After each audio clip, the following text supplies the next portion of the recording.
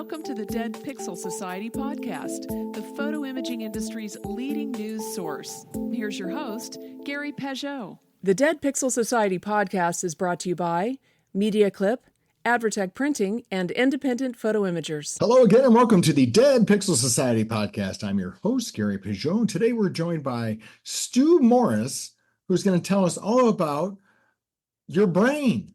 He's a brain guy. We all have one. It needs help, and Stu's going to help us. He's going to use a lot of words I can't pronounce because we've had a discussion before this where we discovered that my ability to say neuroplasticity is a challenge. So that might be the only time I get it right. Hi, Stu. How are you today? I'm real good, Gary. Appreciate you having me on your show. Love your show. What I've heard and the Dead Pixel Society. I just think that name is just classic. So yeah, very happy to be here. Thank you for having me.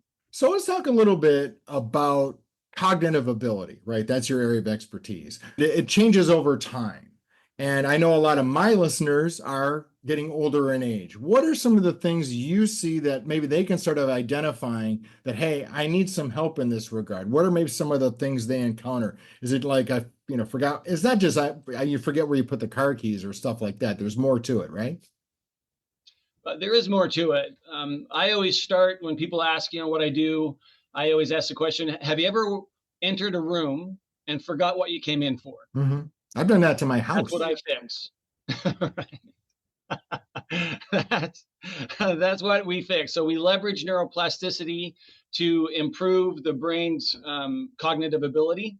That's what we fix. Okay. So simply put, neuroplasticity it's the brain's ability to adapt and to reorganize, form new neural connections throughout your entire life.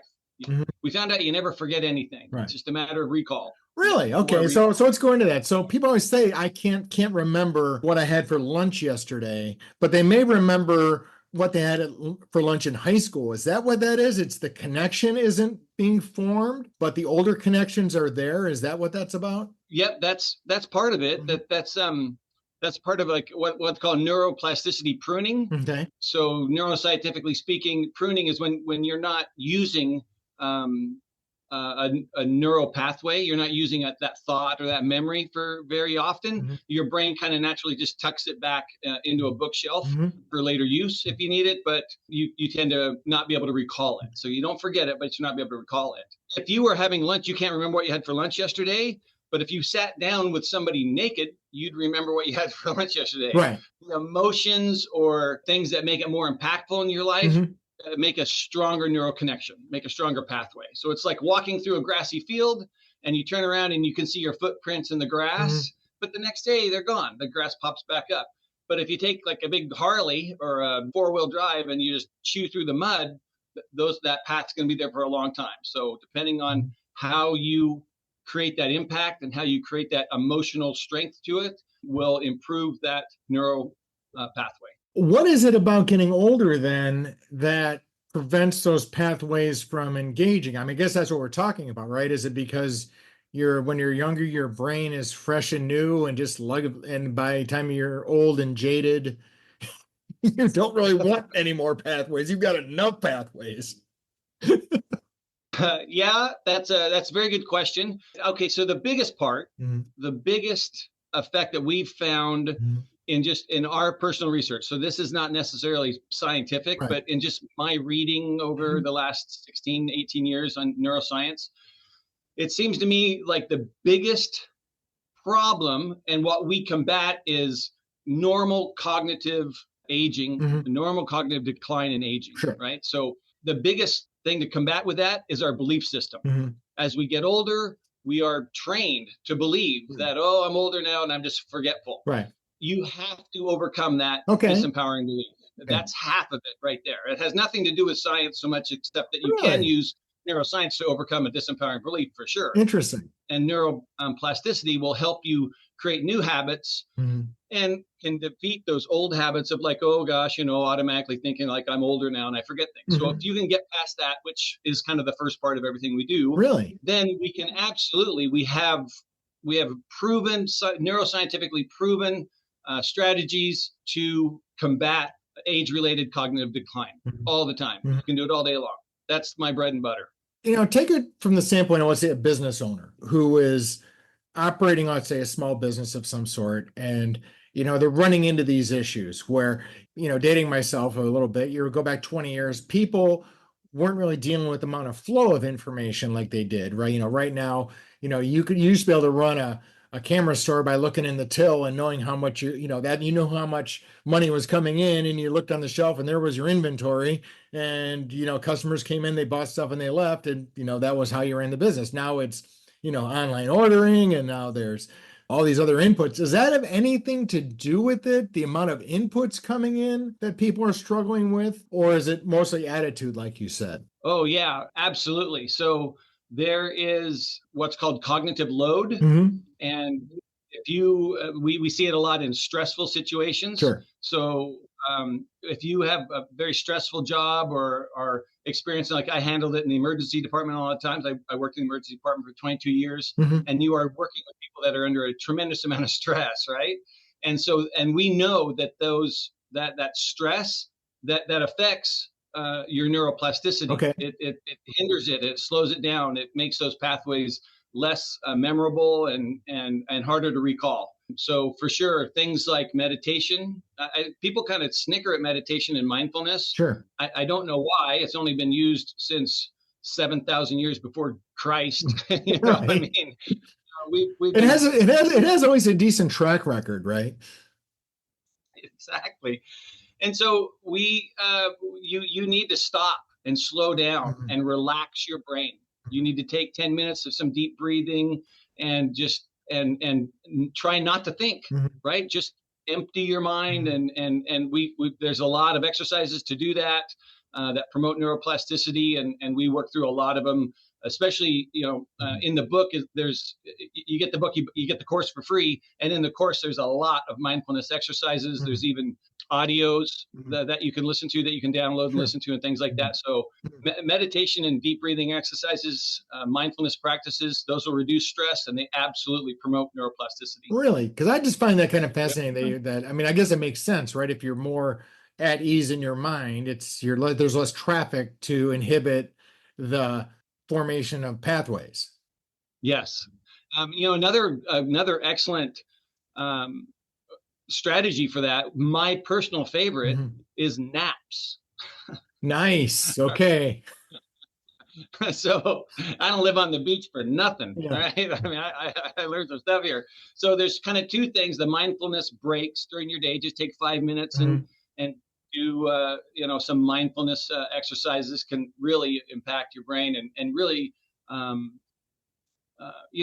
kind of clean up the cobwebs. Sure. If okay. it were. But power napping, power napping, maybe going for a walk or something like that can actually improve your cognitive ability. Sure. Go for a walk in the middle of the day. From time to time, somebody has gone for a walk in the middle of the day, and you come back and you think clearer and sharper. Right. And it's just natural. The other key part of that is sleep and rest. So we kind of talked about naps, but during sleep, the brain consolidates memories and it clears out toxins and repairs neural connections. So you have to have proper sleep hygiene. It's a consistent bedtime, avoiding screens on your phone and the computer before bed, creating a restful, dark environment. These are all crucial to supporting cognitive longevity. Absolutely. So why do you think we're seeing this coming as almost, I wouldn't say it's a crisis, but it seems to be more of an issue these days with, is it just because people are living longer, or it's a more stressful environment, or there's just so many inputs, or people just don't take enough naps? Yeah, absolutely. I'm gonna sit down, Gary. You answered that. Those are the reasons exactly. There's, I think, two kind of big ones going on. I think we're more aware of the world that's going on around us. Our great grandfather lived and was subjected to as much information, right? Billboard, he didn't see it. Television, he didn't see it. Radio was a rare, if you went into town, you got to listen to the radio if it was on, and it wasn't on 24 hours a day, right? So you didn't get the newspaper and you didn't see what's going on in the world. You kind of focused on your own farm, right? Let's say. We are more aware of what's going on around us. That awareness has really built this culture of comparing ourselves. Right. We want to compare ourselves to the Kardashians or whatever, and they're living the life of luxury and they're all worried about their eye makeup or some stupid thing. And then we like, oh, well, my eye makeup isn't good enough, or I don't drive a Lamborghini, and we're always, we naturally compare ourselves, and we're comparing ourselves to things that don't exist. Like, I know the Kardashians exist, but really they don't exist. Not even the Kardashians live that life, right? That's just what we see. And the same is true for any social media podcast. You know, there's no ugly pictures on social media, right? Well, you haven't seen my Insta, but it's sort of the old comparison is the thief of joy statement, right? Yeah, exactly.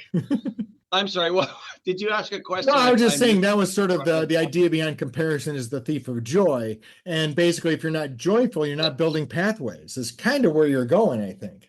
Totally nailed it, Gary. That's absolutely right. It's a huge connection. Joy and emotion. So emotion is the deal. Joy, fear, elation,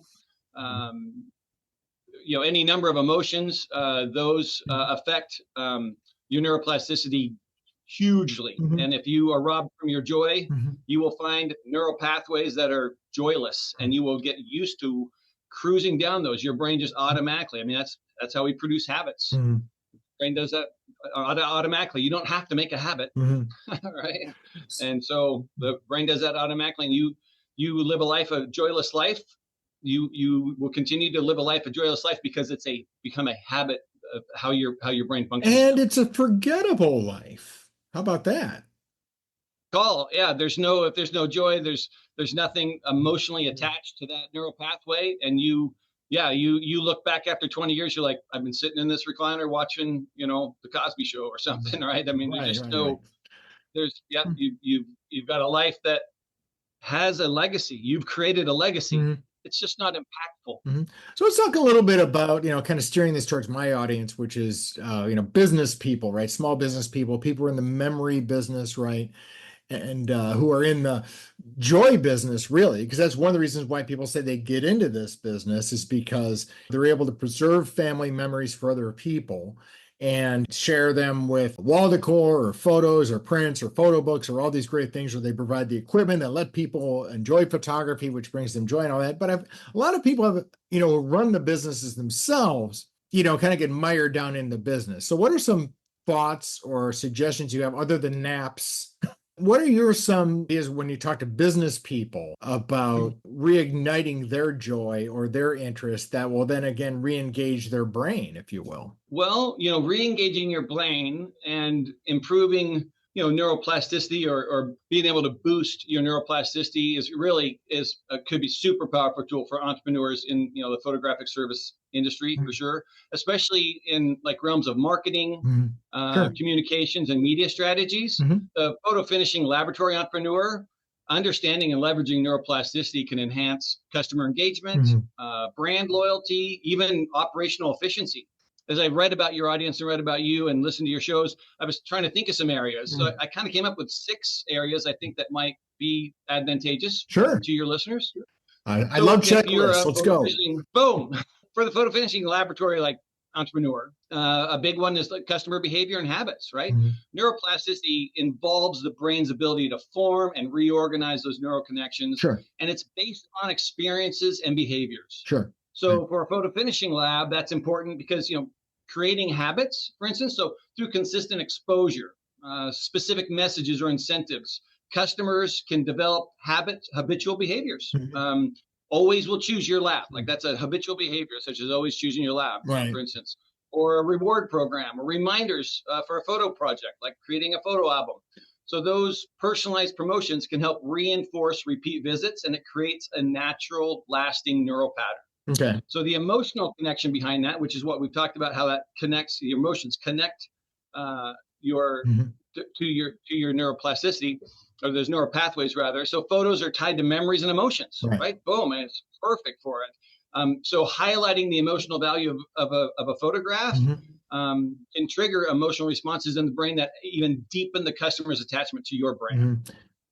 Kind of customer behaviors and helping your customer form. I've always thought about that. I always thought some successful marketing that I see is when people online, for example, will send you an email with your own pictures in it, said, hey, we pre-made this photo book for you, relive the memories and hopefully order it, right? So that's that sort of activity. That's what you're talking about.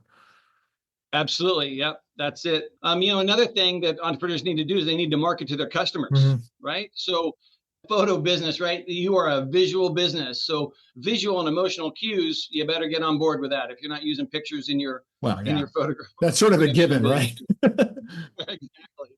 So the visual nature of the photographic industry, totally makes it ideal for stimulating the brain's visual processing centers. Right. So, design visual appealing marketing materials that evoke emotions, nostalgia, joy, for instance, are two emotions that appeal to a visual marketing.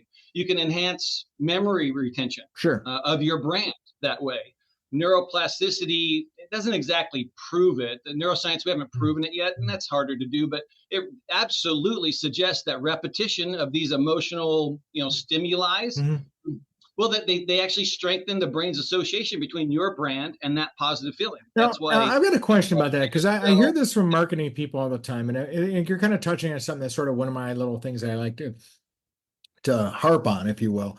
A lot of times in the marketing world, it's driven by creative people, want to invent stuff all the time, and they tend to want to change up things a lot. But what you're saying is, once you've got a winning approach, you should be sticking with it.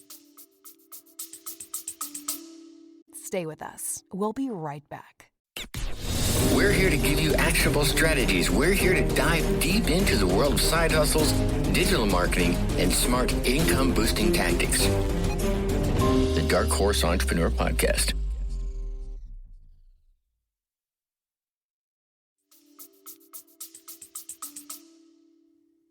Yeah, if you find something that can help organize information for your industry, and evoke emotion, stick to it like a wet shirt. Okay. You bet. All right, yeah. Because the reason I say it is because you always hear people, oh my gosh, I got to be on TikTok, I got to be this, I got to do that, I got to do all these other things, and it gets very distracting for them, and it gets very, it gets to be a stress point, right? I've got to be all in all these things, where it's like, well, you know what? People kind of expect you to communicate a certain way with a certain image in a certain way. And yeah, you might be missing some people, but are you really? Yep, exactly. If the more you narrow down your market, the bigger the market you have, right? You narrow something down, you can really expand on it. So as far as marketing and branding goes, those, visual and emotional cues are the key to strengthening that stimuli. Another thing is that our brains, we naturally respond to stories. Our brain is wired to organize information in narratives. Right. That's just the way we're made. So effective marketing for a photo finishing lab, should focus on customer stories and their emotional impact of preserving memories through the photographs. And you can reshape how a customer will perceive the value of those printed photos by telling the story, and that'll do it. But like what you said, there's so much information. You got to be on TikTok. You got to do this. You got to do that. And you ask, how do you market a book? For instance, for me, I asked that question, and they gave me a book. I'm like, I can't do all this, right? You just gotta find something that works, something you're good at, and stick to it. But make sure it works and make sure you're good at it. And not to say you can't try new things, but you don't have to try every new thing. Oh yeah, yep. You don't have to try. Don't try everything. Yeah. You can't be all things to all people. Right. Take it from Abe Lincoln. Yeah. One of my favorites. Right. You can't be all things to all people. So I was thinking, as far as a photo lab entrepreneur kind of a thing, there's a lot that goes into the customer experience. Right. So personalization is a part of customer experience, and neuroplasticity can, it's the brain's constantly adapting based on those personal experiences, right? So offering personalized recommendations based on your customer's history, specific types of photo prints, maybe, or based, on their past purchases. I'm not exactly sure. Well, and then the other piece of it is that in the photo business, unlike many other market segments, you're dealing with people's personalized content that's meaningful to them, that they can then personalize a product with. So actually, it's, in my opinion, has an advantage over other product categories. Like, if you're going to do let's say you're doing a coffee mug as a gift, right? Boring mug from Starbucks is not the same as one with a, personalized photo on it. Now, I know coffee mugs are kind of cliche because there's thousands of other products that are out there. But, the point is I think our industry has almost an advantage over other market segments because of the opportunity to personalize. It sure does. And the photo mug, it might be, I mean, I would like to have one. I don't have one. But if you're a grandma who drinks a cup of tea or a cup of coffee every morning, and you have a mug of your grandchild, you have created a customer for life, right? Yeah. I mean, they will want to know. So that's exactly how you can, tailor those experiences, and it leads to stronger customer loyalty, and your brain will naturally associate that lab or your business with meeting that unique needs. Right. So cool. Yeah, and that customer experience has a lot to do with that, what we were talking about, that neuroplastic overload so making the process of uploading photos, for instance, or ordering prints as simple and as seamless as possible. It creates a frictionless experience, and the brain will seek naturally to repeat that. Right. So if you do something, you like it and it's easy, you just go right back to it. You don't think about it. It's a habit that's formed almost instantaneously. So the easier and more rewarding the interaction, the more likely customers are to return. Yeah, I just read, I'm probably the last person on the planet to have read Atomic Habits by James Clear, but that's a lot of that. Yeah, is the, idea if it's, easy enough, it reinforces that behavior. Yep, keep it simple and you'll do it. That's my father was a baseball coach, and he always said the key to mastery, the key to success is consistency, and the key to consistency is simplicity. Keep it simple, you'll do it consistently, and you'll master it. He was a Marine. You never argued with him. You could, but you're gonna lose. So my guess is, with the amount of change that you've seen in the industry, this is just me hyperbolizing here, I don't know, but it seems like there's a need for a lot of training and innovation for an entrepreneur in the industry, because there used to be, everything's digital, and it used to not be, right? I mean, it's a huge change in your market. So learning and adaptation is something that just falls right in line with neuroplasticity. Right. It's not just for customers, it absolutely applies to the entrepreneur. So the ability for the brain to learn and adapt is crucial for staying competitive. And you want to do that, right? So by continually engaging with marketing trends or photography techniques or customer service skills. Well, even like going to conferences, meeting people and doing all those kind of things, right? Because you don't want to hear someone say, I'm too old for this, right? Because they're really not. So that is part of the thing. Is you always hear people, like I go to a lot of industry conferences, and I see a lot of people, and it's just, the value for them is, like you said, they're almost re-engaging their neurons in a way as they're interacting with people, exchanging stories like you were talking about, and learning new things. 100%. And you believe what you say comes out of your mouth more than anything else. So if you say, I'm too old for this, you better believe that you're owning that. Right. Engaging in activities that challenge your brain's creativity, experiencing with new photo products or marketing ideas, it stimulates the part of the brain, the region that relates to innovation. Right. You become more innovative, right?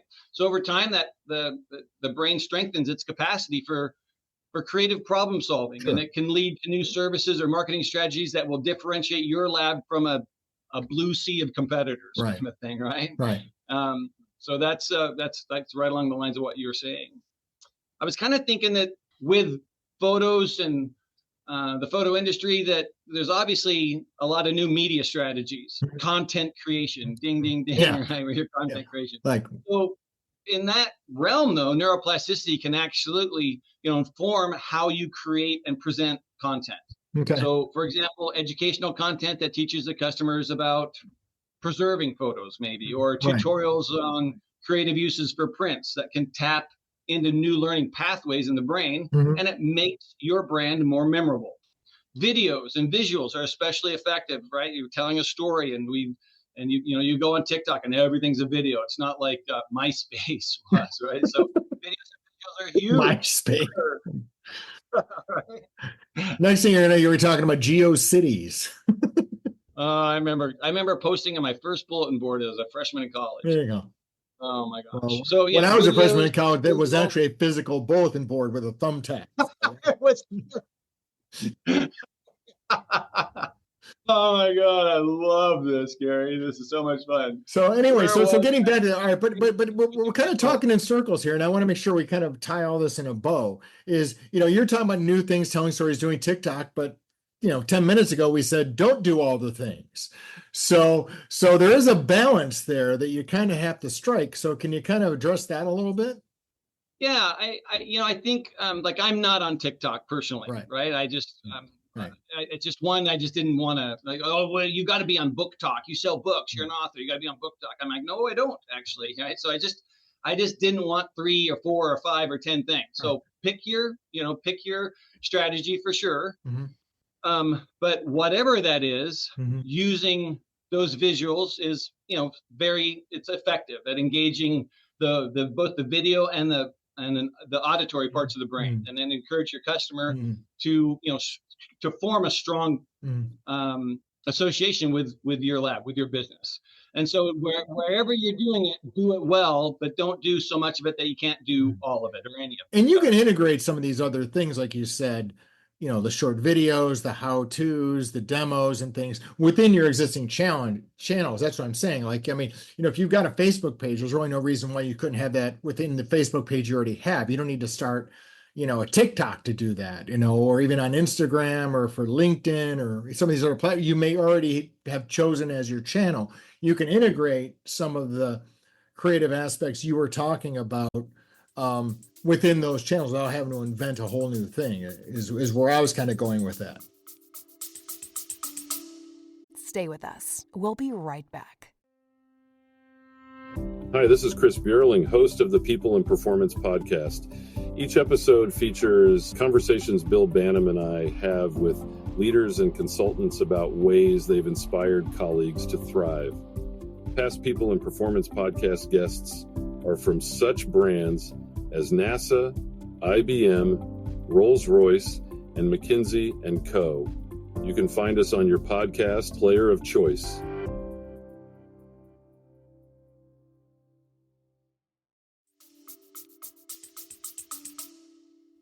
%, Gary. Yep. If your lab, your business just regularly posts tips, offers, showcases customer stories on social media, just what you're using.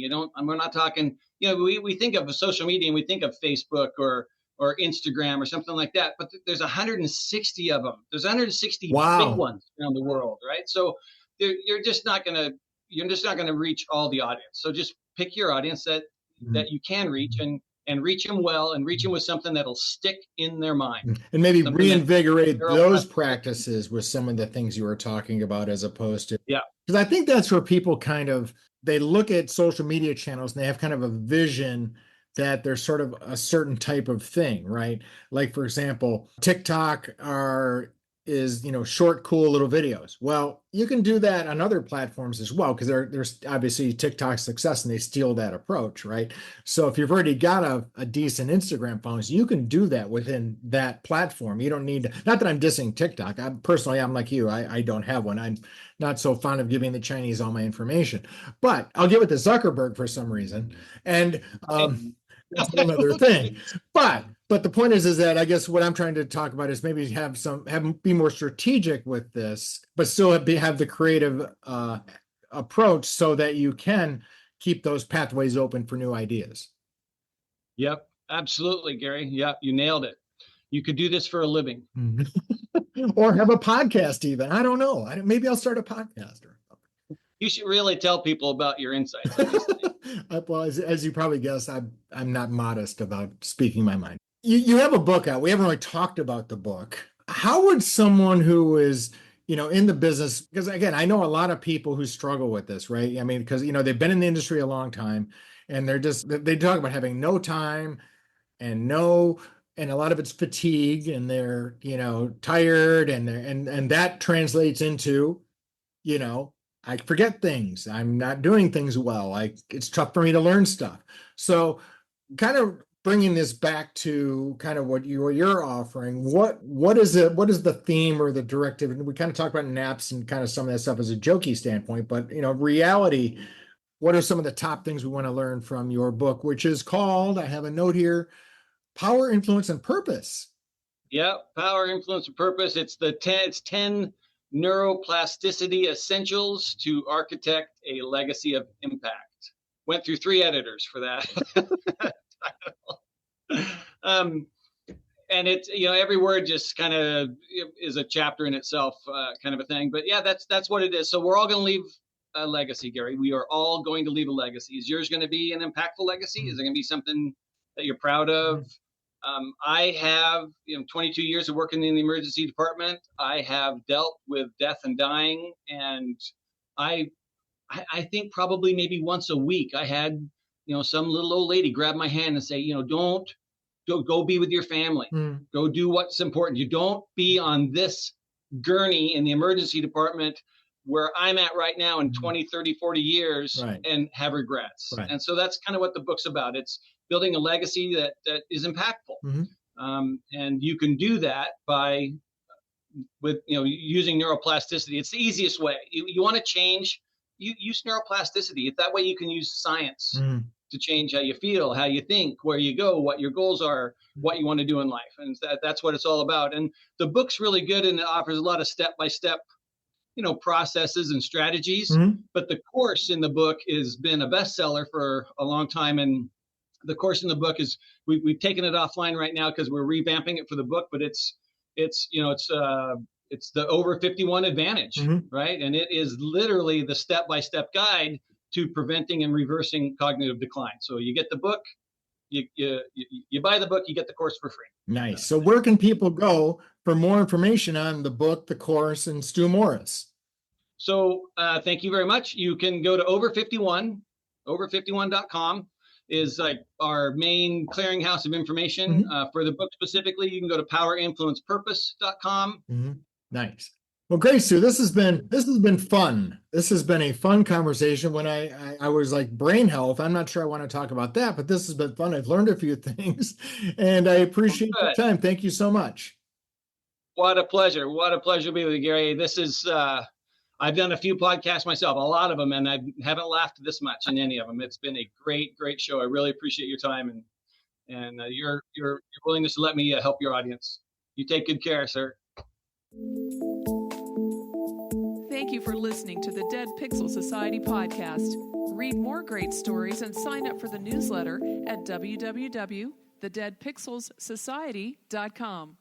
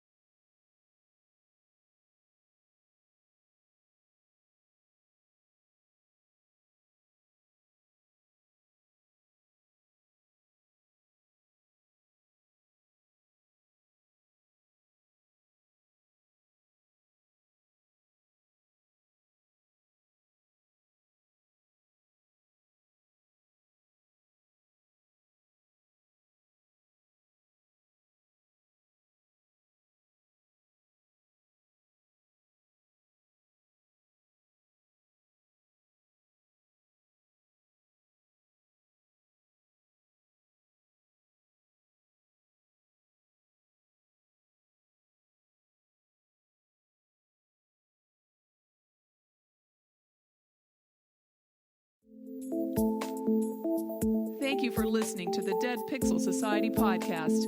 Read more great stories and sign up for the newsletter at www.thedeadpixelssociety.com.